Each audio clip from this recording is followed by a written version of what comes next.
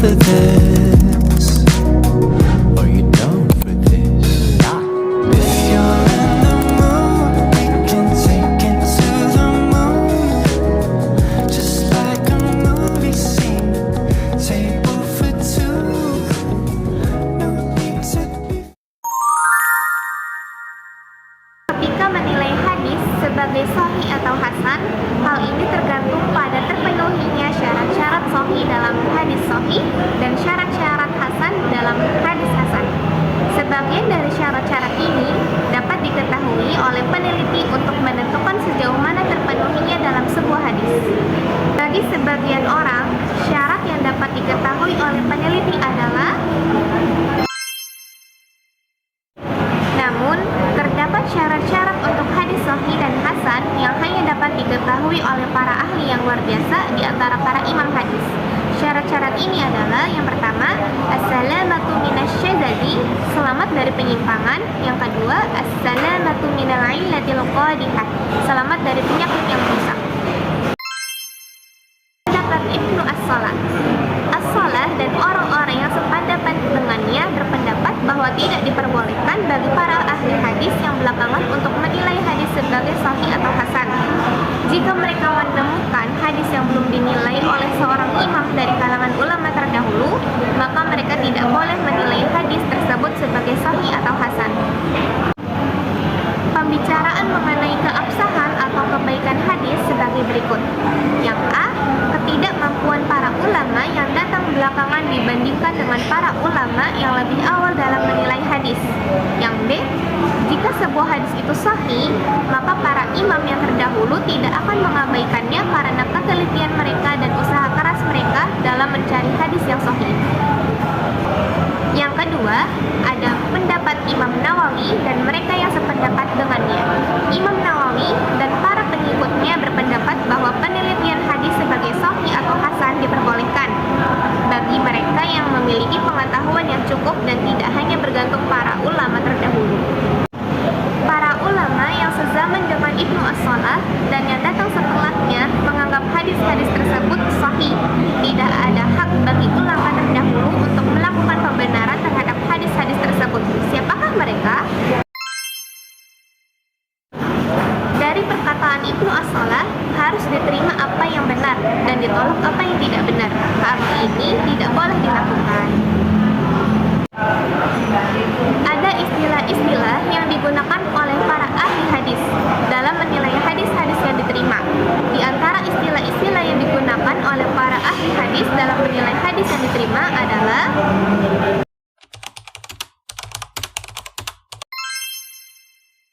ketahui bahwa dalam kitab-kitab sunnah ada yang penulisnya hanya menyertakan hadis-hadis sahih saja, seperti Sahih Imam Bukhari dan Sahih Imam Muslim. Sedangkan sebagian kitab lainnya penulisnya hanya menyertakan hadis-hadis sahih. Namun penulis-penulis tersebut tidak membedakan antara hadis sahih dan hadis hasan. Oleh karena itu, dalam kitab-kitab mereka terdapat hadis-hadis hasan meskipun mereka mengkhususkan hadis-hadis tersebut dengan yang sahih. Di antara buku-buku yang diberi nama sahih dan yang menggabungkan antara hadis sahih dan hasan.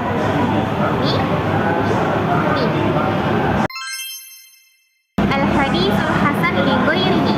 Telah disebutkan sebelumnya bahwa hadis hasan li ghairihi merupakan salah satu jenis hadis yang diterima. Secara asal, hadis hasan li ghairihi adalah hadis yang lemah. Namun karena ada tambahan atau dukungan dari jalan lain yang lebih baik, ia menjadi diperkuat dan naik derajatnya dari lemah menjadi hasan li ghairihi.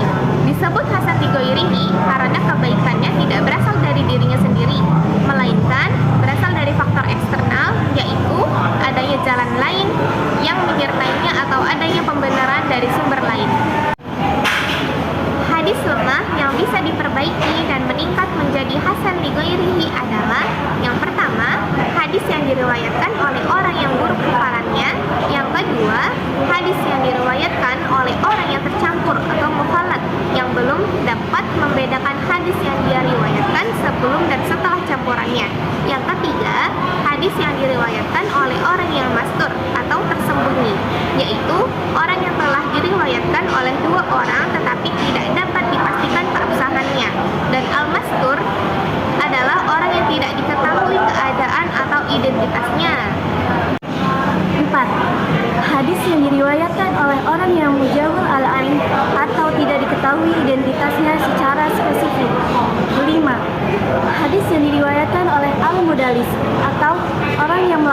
tadlis, yaitu menyembunyikan kekurangan dalam sanad.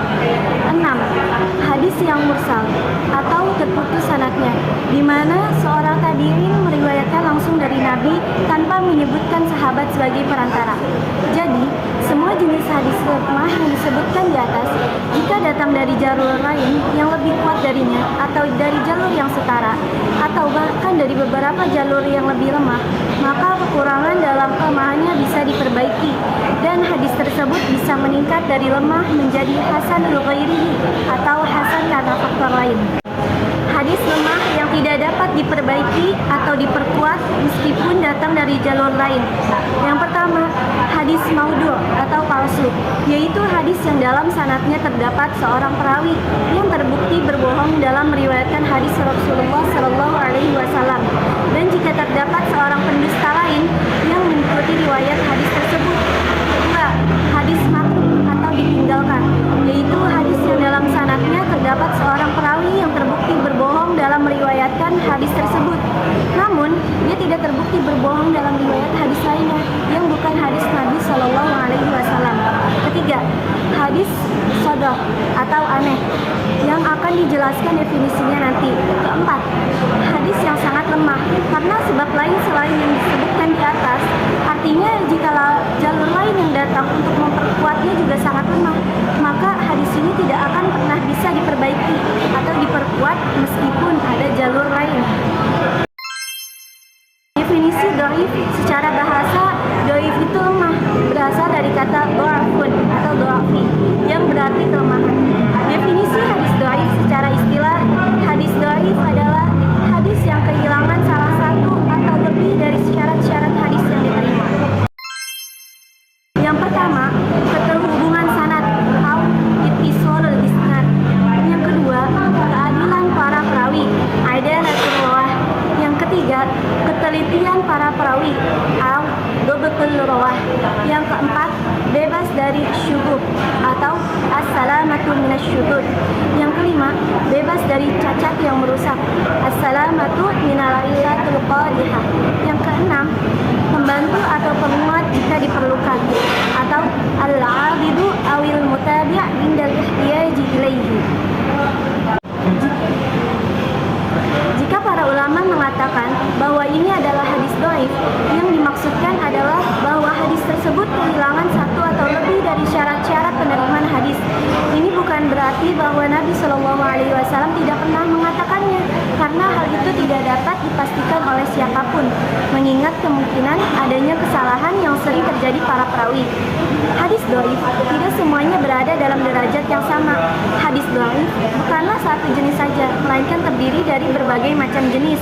Imam Ibn Hibban mengidentifikasikan ada 49 jenis hadis dhaif, sementara ulama lainnya menyebutkan lebih banyak lagi. Bagaimana hadis dhaif diriwayatkan atau disampaikan? Perawi hadis dhaif atau penyampaiannya bisa menyampaikan dengan sanad atau rantai perawi, atau tanpa sanad.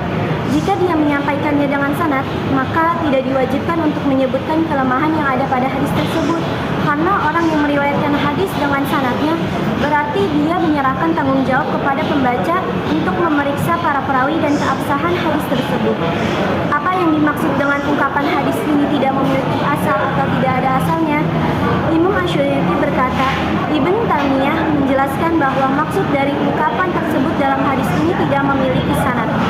Setelah disusunnya karya-karya hadis, maka para ulama mulai mengandalkan karya-karya tersebut untuk mengambil hadis.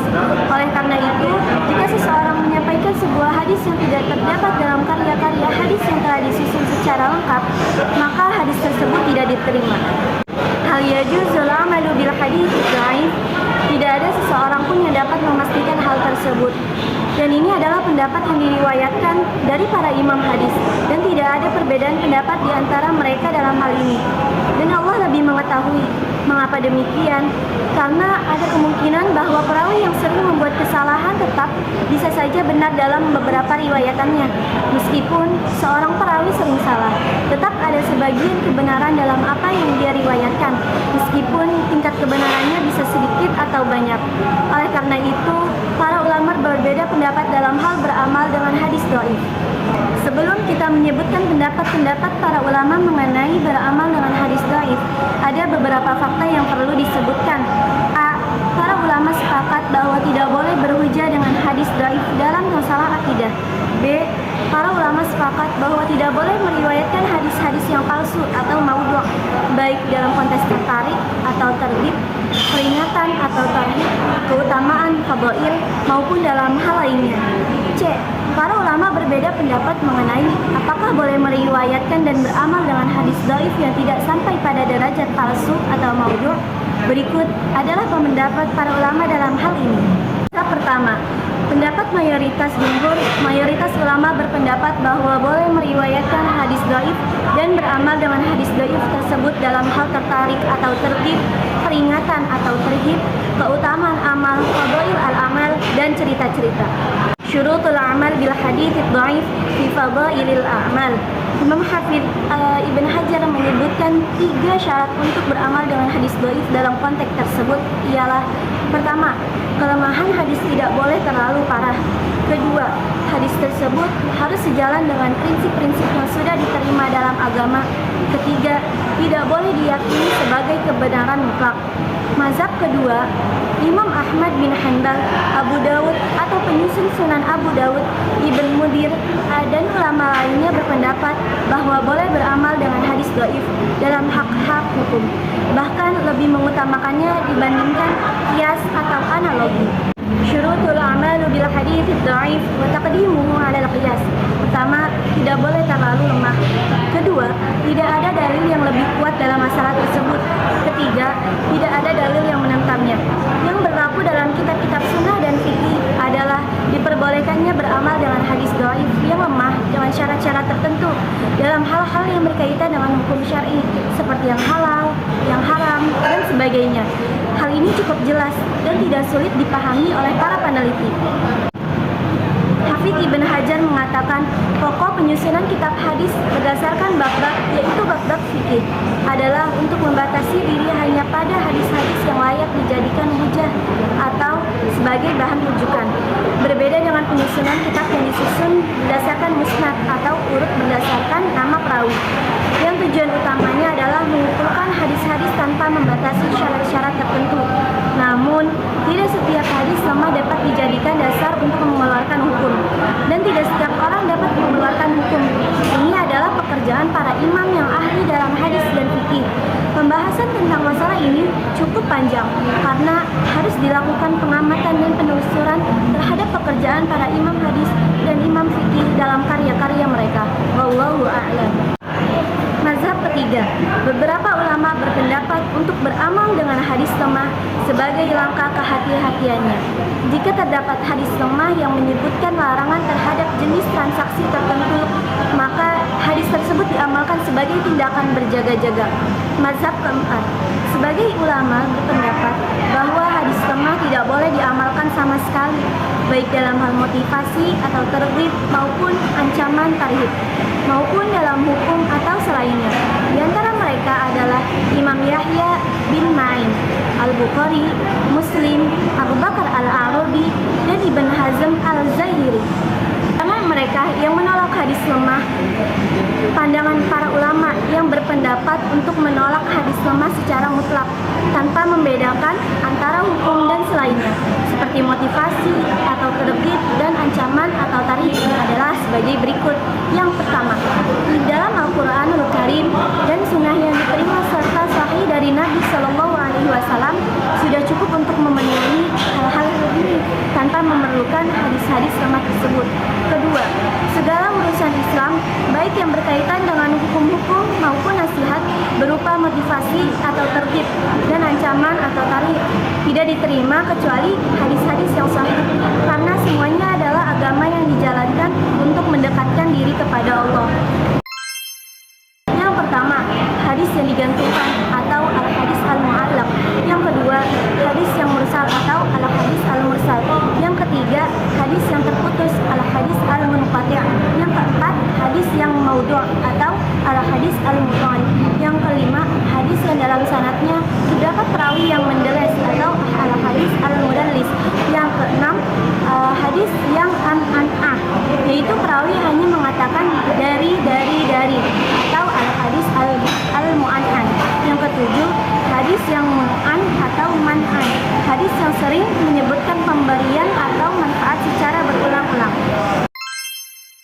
Definisi mu'allaq secara bahasa, mu'allaq adalah kata benda yang berasal dari kata alaq yang berarti menggantungkan sesuatu, yaitu apabila bagian akhir suatu benda dipasang pada tempat yang tinggi, sedangkan bagian awalnya tidak terhubung dengan apapun.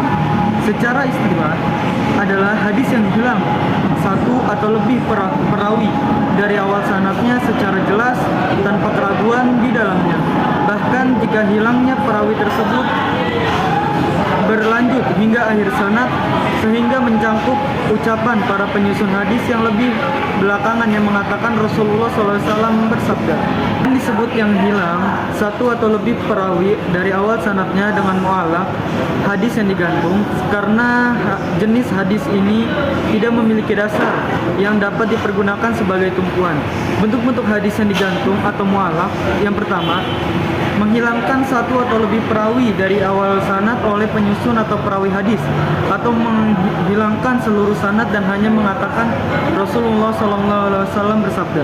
Kedua, menghilangkan seluruh sanad kecuali sahabat. Misalnya Imam Al-Bukhari mengatakan dari Abu Hurairah Rasulullah SAW bersabda. Dari apa yang telah disebutkan sebelumnya dapat disimpulkan hal-hal berikut. Yang pertama, bergabungnya al-mu'allaq, hadis yang digantung, dengan al-mubdal, hadis yang terputus dalam satu sanad hadis, yaitu jika dua perawi atau lebih hilang secara berturut-turut dari awal sanad dengan syarat hilangnya perawi tersebut terjadi di awal sanad. Kedua, bergabungnya al-mu'allaq, hadis yang digantung, dengan al-mursal, hadis yang mursal dalam satu sanad hadis, yaitu jika satu perawi hilang dari awal sanad, yaitu jika penyusun hadis menghilangkan seluruh sanad. Hukum hadis yang digantung. Hadis yang digantung adalah hadis yang lemah karena perawi yang hilang dari sanad tersebut tidak diketahui identitas dan kondisi keadaannya. Diperlukan syarat bahwa perawi yang diterima riwayatnya harus adil dalam agama dan menjaga hafalannya. Namun, jika identitas perawi tersebut tidak diketahui, bagaimana kita bisa mengetahui keadilannya dan kemampuan hafalannya? Sebagaimana mungkin perawi yang hilang dari sanad tersebut adalah seorang yang terpercaya, bisa juga dia lemah, bahkan mungkin seorang pendusta. Definisi mursal secara bahasa, kata mursal bentuk jamaknya dari marasil yang bisa ditulis dengan menambahkan huruf ya atau tanpa huruf ya. Kata ini berasal dari istilah yang berarti melepaskan atau tidak menghalangi. Definisi mursal secara istilah, hadis mursal adalah hadis yang diriwayatkan oleh seorang tabi'in, baik yang besar atau kecil, yang meriwayatkan dari Rasulullah tanpa menyebutkan nama sahabat menjadi perawi dari sanadnya. Hukum hadis mursal. Para ulama dari kalangan ahli hadis, fikih, dan usuliyin berbeda pendapat mengenai hukum hadis mursal. Sebagian dari mereka tidak menerima hadis mursal sama sekali, sementara sebagian lainnya hanya menerima hadis mursal dengan syarat-syarat tertentu. Ada juga yang menerima hadis mursal secara mutlak, dan sebagian lagi lebih mengutamakan hadis mursal yang diriwayatkan oleh seorang perawi yang terpercaya dibandingkan dengan hadis musnad yang terhubung. Penyebab perbedaan pendapat para ulama mengenai hukum hadis mursal, karena hilangnya perawi dalam hadis mursal memiliki kemungkinan besar bahwa perawi yang hilang tersebut adalah seorang sahabat. Semua sahabat dianggap adil karena Allah telah memuliakan mereka, sehingga tidak masalah jika tidak mengetahui identitas sahabat tersebut, karena kita mencari informasi tentang perawi untuk mengetahui apakah riwayatnya diterima atau tidak. Sahabat sudah diketahui keadilannya meskipun kita tidak tahu siapa dia. Namun ada kemungkinan bahwa perawi yang hilang tersebut adalah seorang tabi'in, bukan sahabat. Pendapat mayoritas ahli hadis dan sebagian ulama fiqh mengenai hadis mursal. Mayoritas ahli hadis dan sekelompok ulama fiqh berpendapat bahwa hadis mursal adalah hadis yang ditolak dan tidak diterima sebagai hujjah, baik yang mengirimkannya adalah dari kalangan tabi'in besar maupun kecil, dan baik mengirimkannya adalah orang yang terpercaya atau tidak. Pandangan mereka yang menolak hadis mursal. Pertama, hadis mursal memiliki sanad yang terputus, sementara salah satu syarat hadis yang diterima dan digunakan adalah sanadnya harus terhubung, seperti yang telah dijelaskan sebelumnya. Kedua, perawi yang hilang dalam sanad hadis mursal adalah orang yang tidak diketahui identitas dan keadaannya. Salah satu syarat hadis yang diterima adalah bahwa setiap perawi dalam sanad harus dikenal dengan keadilannya dan ketelitian hafalannya, seperti yang telah dijelaskan sebelumnya. Para ulama berbeda pendapat dalam memahami pendapat Imam Syafi'i mengenai penerimaan hadis mursal. Namun siapa saja yang merujuk kepada kitab Al-Risalah karya Imam Syafi'i akan menemukan bahwa Imam Syafi'i menerima hadis mursal dari para tabi'in besar dengan syarat-syarat yang disebutkan dalam kitabnya. Syarat-syarat yang ditetapkan oleh Imam Syafi'i untuk menerima hadis mursal dari para tabi'in adalah: A. Syarat-syarat mursal dengan kasroh pada huruf sin. Imam Syafi'i menetapkan beberapa syarat bagi siapa saja yang dijadikan rujukan dalam hadis mursal, yaitu: pertama, dia harus berasal dari kalangan tabi'in besar. Jika yang mengirimkan hadis adalah dari tabi'in kecil, maka Imam Syafi'i akan menolak hadis tersebut. Kedua, jika disebutkan siapa yang mengirimkan hadis, maka orang tersebut harus disebut sebagai seorang terpercaya, bukan orang yang tidak dikenal atau yang tidak disarankan untuk dirujuk dalam periwayatannya. Ketiga, jika perawi mursal tersebut turut meriwayatkan sebuah hadis bersama seorang hafiz penghafal hadis yang terpercaya, dia tidak boleh bertentangan dengan riwayat tersebut. B. Syarat-syarat mursal dengan fathah pada huruf sin. Imam Syafi'i menetapkan beberapa syarat untuk hadis mursal yang dapat dijadikan hujjah atau referensi, yaitu: 1. Hadis mursal harus datang dari sumber lain yang lebih kuat, musnad. Jika tidak datang dari sumber yang lebih kuat, maka harus datang dari sumber lain yang mursal, yang mana riwayatnya berasal dari orang menerima ilmu dari selain para perawi hadis mursal pertama yang dapat diterima riwayatnya. Kedua, hadis mursal tersebut harus sesuai dengan perkataan sebagai sahabat. Ketiga, mayoritas ulama harus memberikan fatwa berdasarkan kandungan hadis mursal tersebut. Kedua, mazhab para pakar dari pengikut Abu Hanifah. Para pakar dari pengikut Abu Hanifah rahimahullah berpendapat bahwa hadis mursal dapat diterima dengan syarat-syarat bahwa perawi mursal tersebut berasal dari 3 abad pertama yang mulia, yaitu abad yang telah dipuji, disucikan dan dijadikan teladan oleh Nabi, serta dipuji oleh beliau. Mereka berargumen dengan dasar-dasar berikut. An Abdullah bin Mas'ud an Nabi sallallahu alaihi wasallam qala khumrun nasi qarni summal ladzi yalnahum summal ladzina yalnahum summa yaji wa muntasbiqun syahadatum aymanuhum sa'adat ta'qub. Dari Abdullah bin Mas'ud bahwa Nabi bersabda, kebaikan umatku adalah pada abadku, kemudian pada abad yang berikutnya, kemudian pada abad yang setelahnya. Kemudian akan datang sekelompok orang yang saksi mereka mendahului sumpah mereka, dan sumpah mereka adalah dusta. Namun dapat dibantah bahwa pujian Nabi SAW terhadap para tabi'in dan pengikut mereka adalah berdasarkan keseluruhan kelompok mereka, bukan pada setiap individu secara terpisah. Karena pada masa tabi'in dan pengikut tabi'in ada sebagian orang yang lemah dalam hafalan mereka, bahkan ada juga di antara mereka yang terjerumus dalam bid'ah dan hal-hal lainnya. Ketiga, mazhab ketiga, sekelompok ulama berpendapat untuk menerima hadis mursal dan mengamalkannya dalam masalah hukum yang mencakup hal-hal terkait hal dan haram, muamalah, akhlak, adab, dan lain-lain, serta memperlakukan seperti hadis yang didasarkan musnad dalam kewajiban untuk mengamalkannya. Di antara mereka adalah Imam Abu Hanifah, Imam Malik bin Anas dalam pendapat yang masyhur dari beliau.